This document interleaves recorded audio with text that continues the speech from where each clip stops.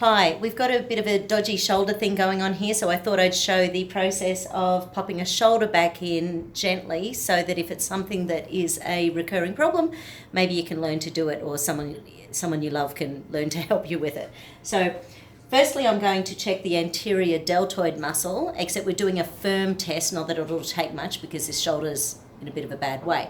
So you lift it up so that it's straight, so the shoulder, and then hold the arm up. And you can see it unlocking. So that arm should be so strong, it just doesn't go anywhere. But as soon as you see it unlocking, especially with someone in pain, that's a sign that it's out. So, firstly, what you want to do is bend the shoulder so you've got the elbow in front. You support the back of the shoulder, and then you're going to do a firm movement 3 times into the shoulder. Breathe in, breathe out, and I'm pushing the elbow into the shoulder joint. Breathe in, breathe out, and I'm pushing. And breathe in, breathe out, and I'm pushing. So that just gently pops it back into the socket properly. And hold. Did that hurt a little bit less? Yep. Hold down, don't let me lift up. No, doesn't like that one either, which means these muscles here are out of kilter. So I'm going to be lifting the muscles at the back and pushing the muscles down. So it's just like a little, that sort of movement across the shoulder. Because when we're in pain, all of these muscles, they all get too tight. Nothing wants to move because the body knows it's in pain. Hold down, less pain. Yep. Cool. Hold out, don't let me push to your left. That one actually felt okay. Was it dodgy? Okay.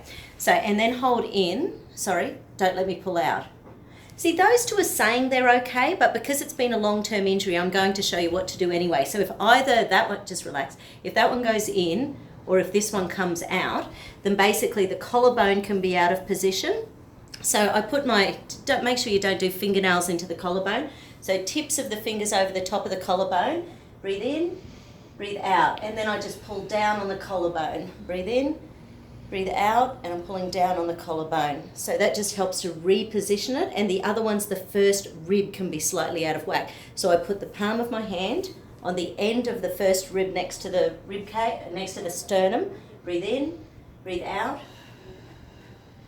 and breathe in. Is that sore? Yeah, and breathe out. Oh, yeah. So even though they didn't unlock, so we weren't getting an unlock going left or an unlock pulling right, they're obviously still inflamed. And don't forget, with kinesiology, we're looking less than 50% energy, so that is sort of doing okay. Now, the next one is the bicipital tendon test. So hold the hand towards the shoulder, don't let me pull apart. And that's not holding, which means the bicipital tendon isn't sitting in its joint. It isn't sitting in its socket properly. So what you need to do, just say which way? This way, yeah. So that tendon comes all the way along here. So roll the hand in, and I'm going to get over the tendon, breathe in and breathe out. No, wrong way, sorry, breathe in, breathe out, that way. I normally do it lying down.